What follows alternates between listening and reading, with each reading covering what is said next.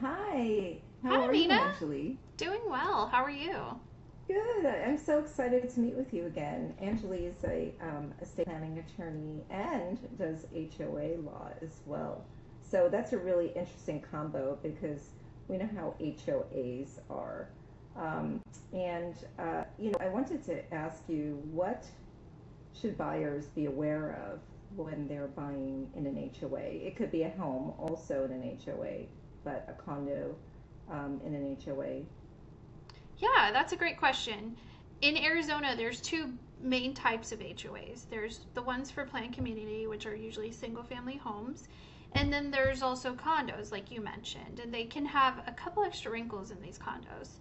The first thing buyers should keep in mind that a lot of people don't realize is that the CC&Rs are recorded and run with the land. They're a formal contract under Arizona law. So if either party breaches that contract, the other side can get their attorney's fees in a lawsuit, which can make it a very expensive situation to deal with in litigation.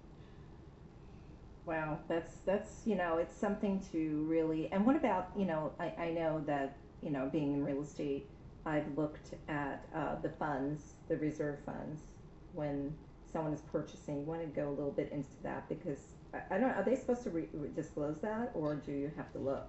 You can request it. I think what happens a lot with buyers is that they get this whole thick packet of documents, right? And sometimes they get it during a time period that's also very stressful for other reasons. They're signing all this stuff, they get this disclosure packet, and they don't really look through everything in there.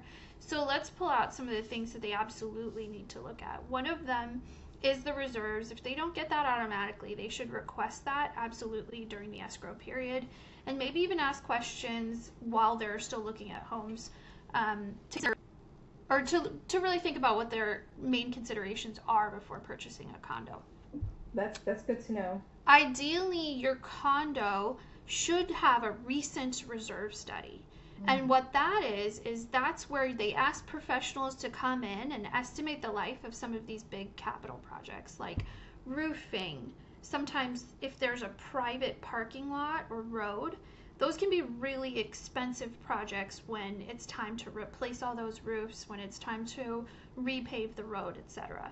Ideally, what you want to see is that the condo association's really thinking about the projects that are 8 years down the line, 2 years down the line, 20 years down the line, and that they have a reserve budget where they're allocating money towards those projects.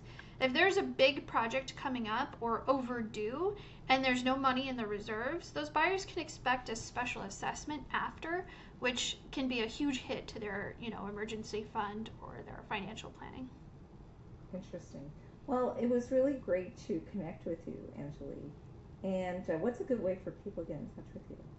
They can email me at anjali@allenlawaz.com, ALLENLAWAZ.com, and I'll include a link when I share this email to book an appointment with me to talk through their sale if they're interested. Wonderful. It's so helpful, and I'm glad the audience will know what to do now.